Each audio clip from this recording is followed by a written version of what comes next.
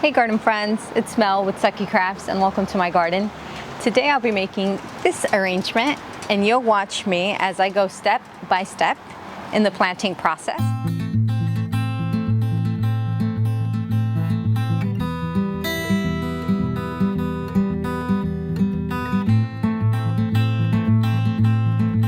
So I was inspired by this pink planter here. So I'm really inspired by the pastel colors around the garden, and there's a lot of pinks going on and light greens, so I really wanted to work with that little palette of blues, pinks, greens, and I saw this pink planter here and I was like, perfect, I have the container. So this is about maybe 6, maybe 8 inches wide. It has a drainage hole, of course, and I have all of these succulents here. And I'll start off with this Graptoveria Moonglow. It's a beautiful icy blue color, and if you give this enough sun, the tips of the leaves become hot pink. It's a beautiful Graptoveria variety. Well, I mean, this will give you lots of babies in the future. Prolific. We have here a pink one, and this is a Pachysedum. So it's a hybrid succulent plant, and it is strutting this beautiful pink color. Gorgeous Pachysedum, and that is Ganzhou. And look at this lime green one right here, and this is an Aeonium Lily Pad. It's fuzzy, so it catches all the soil, so you have to be very careful when handling this when making an arrangement. It can get super, super dirty, and it's very, very hard to take off. I have another pink one, and this is Graptoveria Jules, and I love this succulent because it's got this delicate lotus kind of like growing habit that it has. It kind of goes up like this, and the leaves are slender and they go upright. But what I mostly love about this succulent is the color. So it turns into this gorgeous pink color, but its primary color is this yellow kind of color that you see here in the bottom leaves. I just love the yellow and the pink. It's not something that you see a lot in succulents, and this one is definitely one of them, and I really love it because of that. I also have a Crassula. This is Tenelli. So it grows upright, so it's a vertical grower, and the leaves are they're fuzzy. They've got this like kind of tough texture to them, and they grow nice and tall, and there's this green color, kind of minty color that I love. And check this one out, the last one that I have. This is a Kalanchoe Borealis, and it's variegated, and it's kind of like a shrub. It grows bushy. It's really beautiful. It's got these beautiful slender pink stems with these fleshy wide leaves. Love it. Kalanchoe Borealis. So now that I've kind of told you their little names, let's get to the planting part. So I'm going to use succulent soil here, and I'm going to put this a little closer.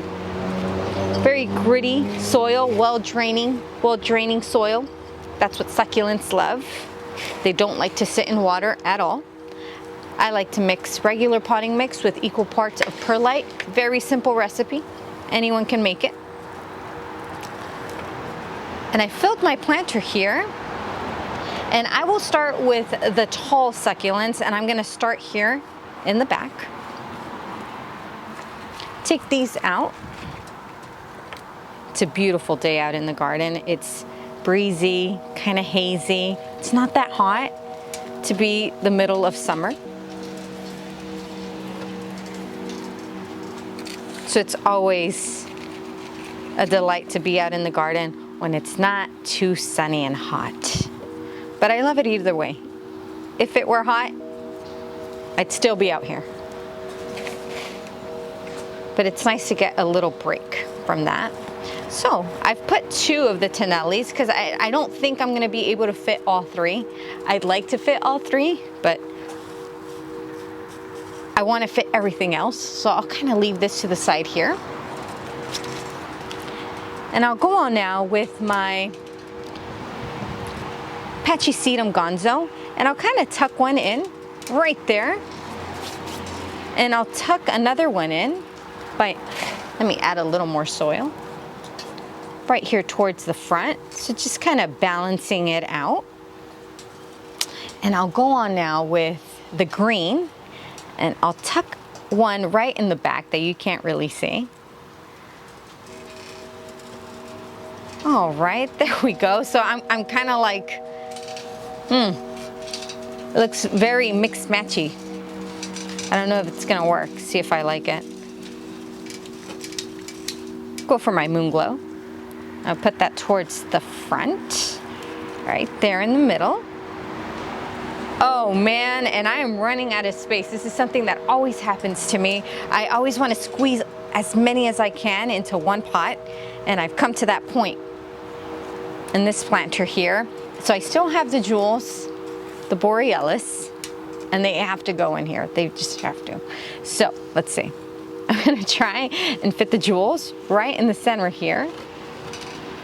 And I can get away with planting succulents very close together because they grow so slow.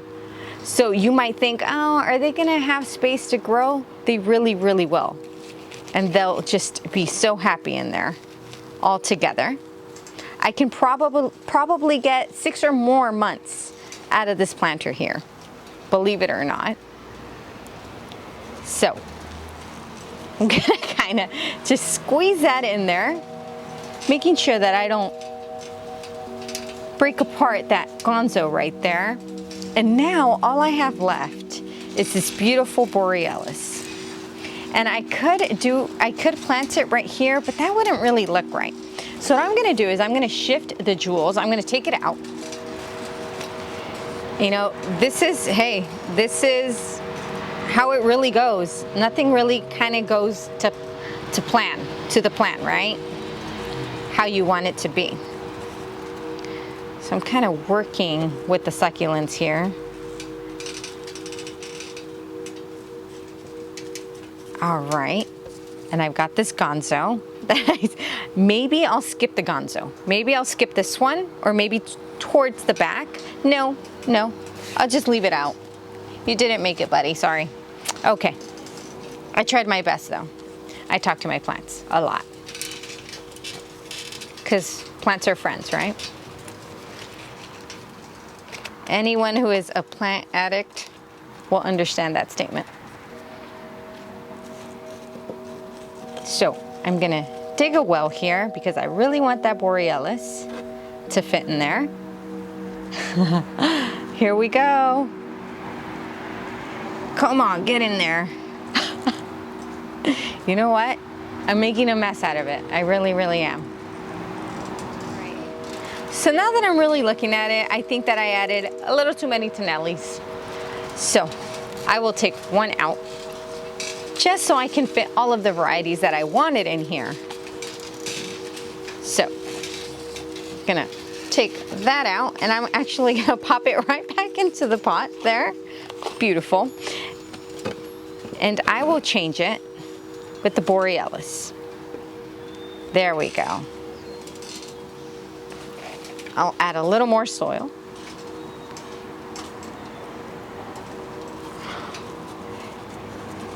All right, and this poor Jules has been like dealing with it. Oh my gosh.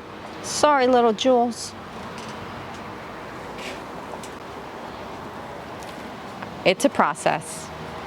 Takes patience. All right, so I will put in that lily pad right there, or I'll put the lily pad right beside the Jules, and I'll put my Ganzhou towards the back there.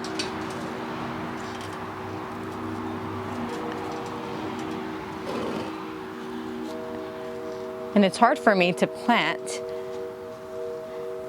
when I'm like trying to show you how I'm planting it.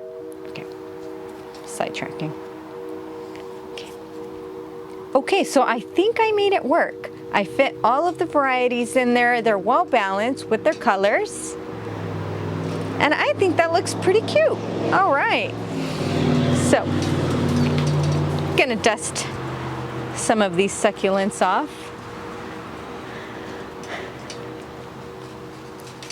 dust off the rim there. Perfect. And I'm gonna go on with my top dress. And all it is just, it looks like gravel. They're just small stones. And I like to add these in to cover the soil. It really makes a difference for me. And it's the fun part, if you ask me. Because it's giving it like the finishing touches that it needs.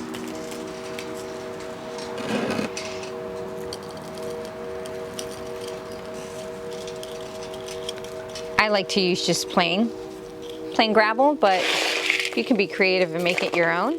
You can add pink stones if you wanted to.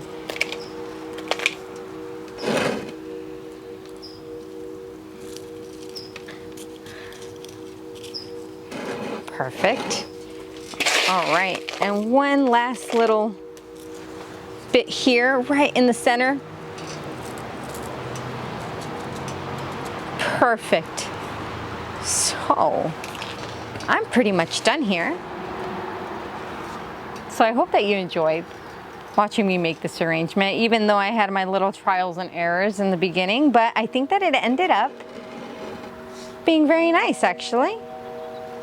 So I'm looking at it from the front now, and I think it looks pretty nice. Hopefully, if all of these grow nice and healthy, the Tenelli will grow nice and tall, and the Borealis will grow nice and bushy, and everything else will grow kind of wide, just become bigger. The rosettes just become bigger, and it'll end up filling up this whole space here.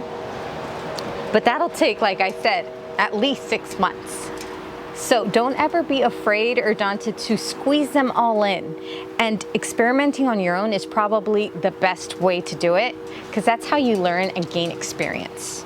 So never be afraid to do something that maybe you're not supposed to do. Thank you for watching, and until next time, bye garden friends. Oh hey, you're still here. Wow. Well, while I tend to my garden, why don't you subscribe so we can keep in touch?